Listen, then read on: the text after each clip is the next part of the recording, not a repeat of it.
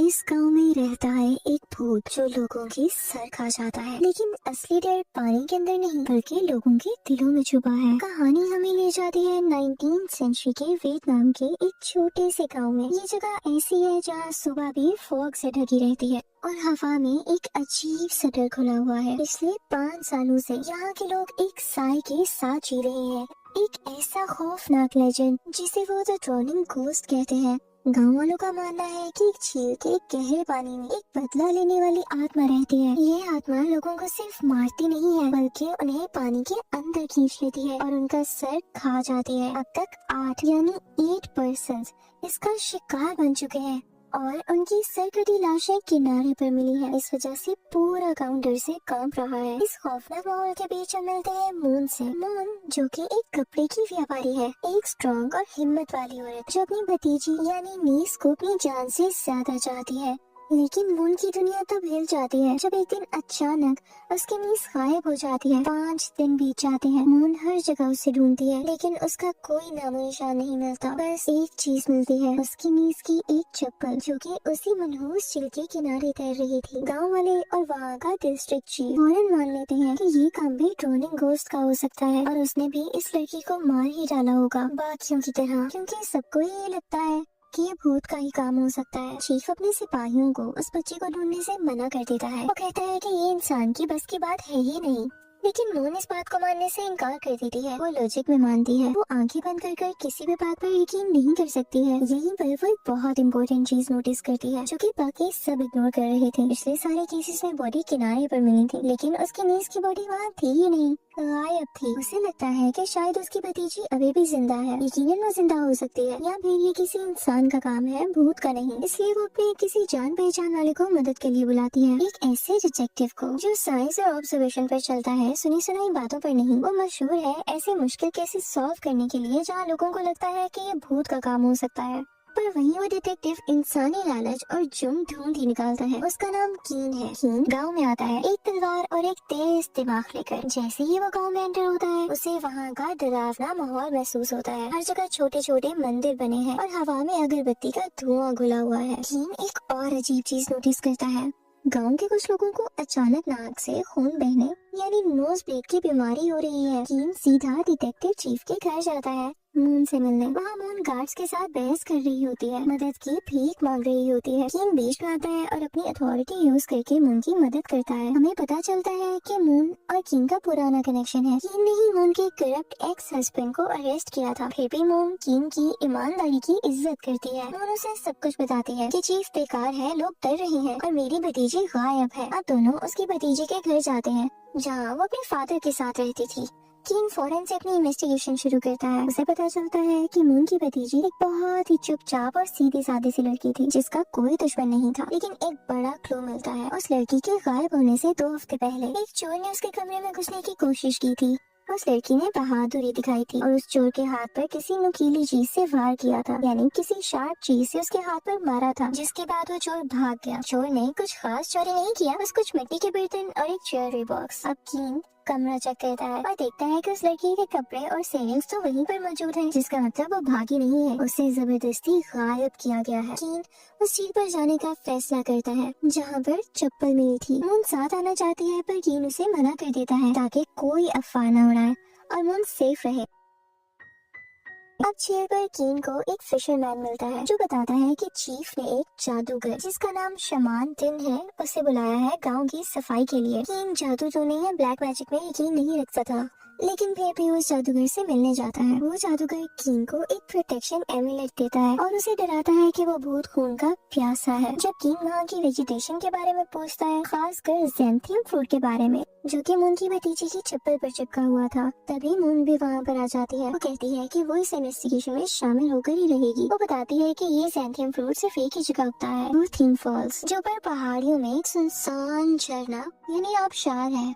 कीन और मून उस झरने की तरफ निकल पड़ते हैं। वहाँ पहुंचकर मामला और ज्यादा वर्स हो जाता है। कीन को चट्टानों पर ताज़ा खून मिलता है। मून ये देखकर घबरा जाती है। उसे लगता है कि उसकी भतीजी का ही खून है। कीन उसे शांत करने की कोशिश करता है, कहता है शायद किसी जानवर का हो, पर वो भी जानता है कि हालात कुछ ठीक नहीं है। रात होने तक वो वहाँ ढूंढते हैं पर कुछ उन्हें नहीं मिलता। उस रात कीन एक गेस्ट हाउस में रुकता है। उस तरफ पूरे गाँव में उस जादूगर की अगरबत्ती का धुआं फैला हुआ है। सोने की कोशिश करते हुए कीन को भी वही सिम्टम्स होने लगते हैं जो गाँव वालों को हो रहे थे। उसकी नाक से खून बहने लगता है। उसे नींद नहीं आ रही होती। वो काफी बेचैन होता है, लेकिन फिर भी उसकी आंख लगी जाती है। उसे एक बहुत खौफनाक सपना होता है। सपने में वो मून की भतीजी यानी उस लड़की को पानी के पास देखता है। अचानक पानी के अंदर से गले सड़े हाथ निकलते हैं और उसे नीचे खींचने लगते हैं। कीन उसे बचाने की कोशिश करता है, लेकिन जब उसे ऊपर खींचता है तो उसके हाथ में उस लड़की का कटा हुआ सर होता है। कीन कांपते हुए जागता है। अब हकीकत और सपने के बीच का फर्क धुंधला होने लगा है। अगली सुबह कीन उस बुरे सपने को झटक कर फैक्ट्स पर वापस आता है। वो मार्केट जाता है ये पता करने के लिए कि वो लड़की आखिरी बार कहाँ देखी गई थी। एक विटनेस बताता है कि जिस दिन वो लड़की गायब हुई वो अपनी दुकान जल्दी बंद करके चढ़ने की तरफ गई थी। लेकिन सबसे बड़ी बात ये थी कि जाने से ठीक पहले उस लड़की के बहस एक औरत से हुई थी जिसका नाम टुएट है। टुएट कोई मामूली लड़की नहीं है। वो डिस्ट्रिक्ट चीफ की बेटी है, अमीर, मगरूर और ताकतवर। कीन उसे सवाल जवाब करने जाता है। टुएट मानती है कि उसकी उस लड़की से बहस हुई थी, पर वो कहती है कि ये कपड़े के ऑर्डर को लेकर थी, किसी और चीज का इससे कोई लेना देना नहीं है। वो कहती है कि उस लड़की ने उसे धमकी दी थी कि अगर टुएट पैसे नहीं देगी तो वो थाक नाम के आदमी से पैसे ले लेगी। यहाँ एक नया नाम सामने आता है, थाक। थाक एक आर्टिस्ट है जो मिट्टी के बर्तन बनाता है और बांस के जंगलों में रहता है, और वो टुएट का मंगेतर यानी फियांसे भी है। कीन और मून थाक के स्टूडियो जाते हैं। वहाँ बहुत ही प्यारे और खूबसूरत मिट्टी के बर्तन रखे थे, बिल्कुल उसी स्टाइल के बर्तन जो कि उस लड़की के कमरे में मिले थे।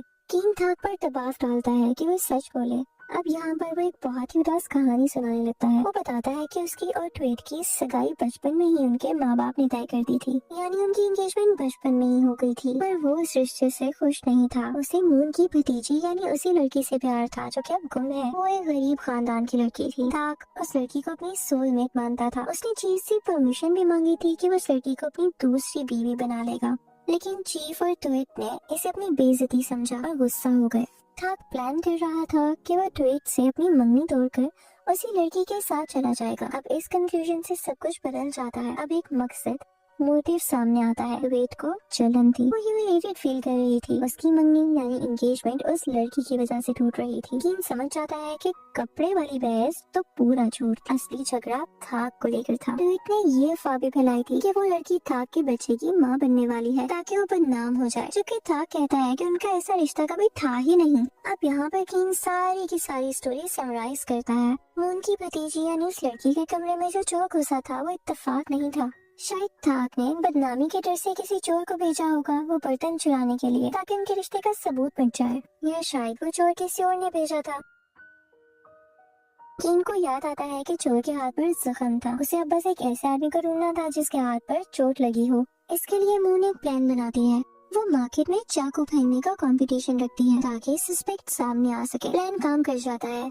कीन एक आदमी को देखता है जिसका नाम डोंग है, एक जाना माना चोर जिसे कभी चीफ ने बहुत मारा था। डोंग के हाथ पर पट्टी बंधी थी। कीन उसका पीछा करता है और उसकी झोंपड़ी में वही चोरी किए हुए बर्तन मिलते हैं। कीन उसको पकड़ लेता है। वो आदमी जिसका नाम डोंग है डर के मारे सब कुछ उगल देता है। वो कहता है कि उसने चोरी जरूर की है पर उस लड़की को नहीं मारा। वो भीख मांगने लगता है कि उसे छोड़ दिया जाए क्योंकि चीफ ने उसकी जिंदगी बर्बाद कर दी है। और फिर वो एक बहुत बड़ा राज खोलता है। जिस रात वो चोरी करने गया था उसने लेडी वोंग जो चीफ की बीवी और टुएट की माँ है उन्हें उस लड़की के फादर के घर से चुपके हुए निकलते देखा था। वही लड़की जो लापता है। इसका मतलब चीफ की पूरी फैमिली इस साजिश में शामिल है। कीन सीधा चीफ की बीवी और उसकी बेटी के पास जाता है। माहौल बहुत इंटेंस हो जाता है। कीन झूठ बोलता है कि उसके पास एक विटनेस है जिसने टुएट को चढ़ने पर उस लड़की से मिलते हुए देखा था। इस प्रेशर में आकर टुएट टूट जाती है। वो रोती है और कन्फेस करती है। वो मानती है कि वो उस लड़की से चढ़ने पर मिली थी ताकि उसे थाक से दूर रहने को कह सके।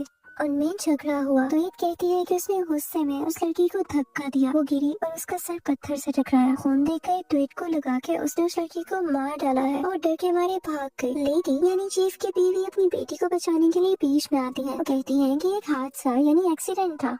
और शायद उसके भागने के बाद ड्रोनिंग घोस्ट ने बॉडी को गायब कर दिया हो। ट्वीट को अरेस्ट कर लिया जाता है लेकिन बॉडी अभी भी गायब थी। उस शाम कीन बुरी तरह थक चुका था। अगरबत्ती का धुआं फिर से गहरा होने लगा था और उसे हेलुसिनेशंस होने लगे थे, यानी उल्टी पुल्टी चीजें नजर आने लगी थी। उसे अपने कमरे में ड्रोनिंग घोस्ट दिखाई देने लगता है, एक सरकटा साया जो उस पे हमला कर रहा था। उसका साथी डिप्टी सही वक्त पर आ जाता है और उसे होश में लाता है।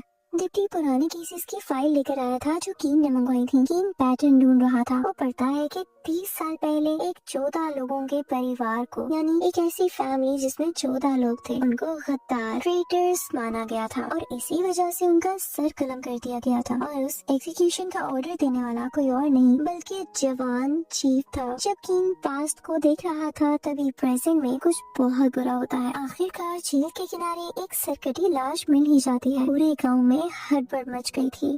मून बुरी तरह परेशान हो जाती है। उसे लगता है कि यही उसकी भतीजी है। चीफ की फैमिली राहत की सांस लेती है। उन्हें लगता है कि इससे साबित हो जाएगा कि भूत ने ही उस लड़की को मारा है और ट्विट मर्डर चार्ज से बच जाएगी। लेकिन कीन उस बॉडी को ध्यान से देखता है। वो कुछ ऐसा देखता है जो गांव वाले नहीं देख पाए। बॉडी के हाथ और पैर की स्किन बिल्कुल स्मूथ थी। उनमें झुर्रियां यानी रिंकल्स नहीं थे। अगर कोई बॉडी एक हफ्ते से पानी में रहे तो उसे सड़ जाना चाहिए। और तो और सर को एक ही बार में किसी तेज हथियार से काटा गया था, जबकि पहले के विक्टिम्स को पूरी तरह नोचा गया था। कीन समझ जाता है कि ये वो लड़की यानी मून की भतीजी है ही नहीं, ये किसी और लड़की की ताजा लाश है जिसे उस लड़की के कपड़े पहनाकर वहाँ प्लांट किया गया है ताकि केस ही बंद हो जाए। अगर ये बॉडी नकली है इसका मतलब वो लड़की यानी मून की भतीजी अभी भी जिंदा है। कीन समझ जाता है कि डोंग वो चोर सब कुछ नहीं बता रहा।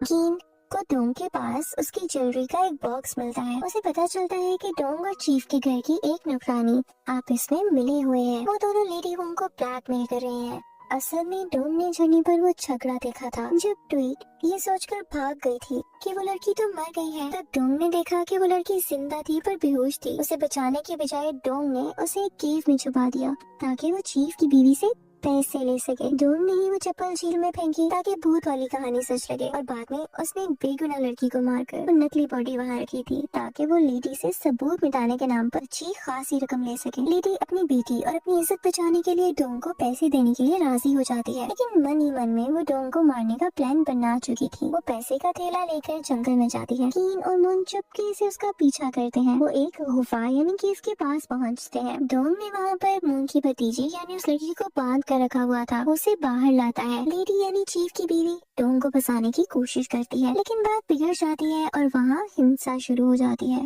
कीन सामने आ जाता है। डोंग तलवार लेकर कीन पर हमला करता है। दोनों में भयंकर लड़ाई होती है। कीन जो अभी भी उस जहरीली अगरबत्ती के असर में था, उसे लड़ने में मुश्किल हो रही थी क्योंकि उसे बीच बीच में भूत दिखाई दे रहा था।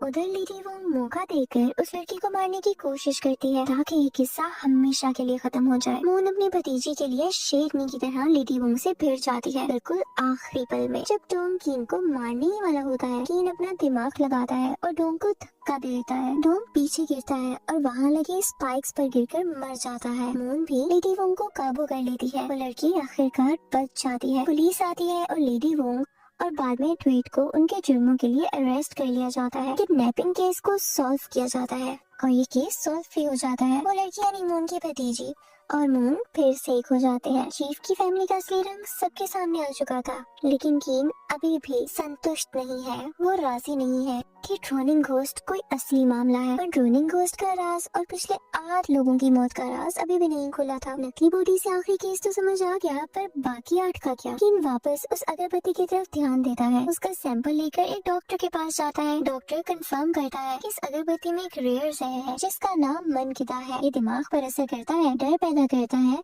हेलुसिनेशंस देता है और नाक से खून लाता है। मतलब भूत कोई आत्मा नहीं थी, ये बस दिमाग का खेल था जो कि उसी जादूगर ने रचाया था। कीन फौरन से उस जादूगर को पकड़ने के लिए भागता है, लेकिन वो गायब हो चुका था। गांव में एक और लाश मिलती है। ये लाश किसी और की नहीं बल्कि डिस्ट्रिक्ट चीफ की थी। उसका भी सर गायब था। कीन को समझ आता है कि सारा सच उस 30 साल पुराने हत्याकांड यानी उसी एक वाक़ये से जुड़ा है। चीफ जिन्होंने 14 लोगों को गद्दार बोलकर मरवाया था, उसी खानदान में असल में 15 लोग थे एक बच्चा बच गया था जिसने छुपकर अपने पूरे खानदान को मरते हुए देखा था। वो बच्चा बड़ा होकर जादूगर बना। वापस गांव में किसी को बचाने नहीं बल्कि बर्बादी करने ही आया था। उसने उस जहरीली अगरबत्ती से पूरे गांव को नशा दिया, उन्हें डर और कंफ्यूजन में रखा। रोनिंग घोस्ट की कहानी की आड़ में उसने चुन चुन कर उन लोगों को मारा जो उसके खानदान की मौत के जिम्मेदार थे। चीफ उसका आखिरी शिकार था, वो आदमी जिसने उसके परिवार यानी खानदान को खत्म करने का ऑर्डर दिया था।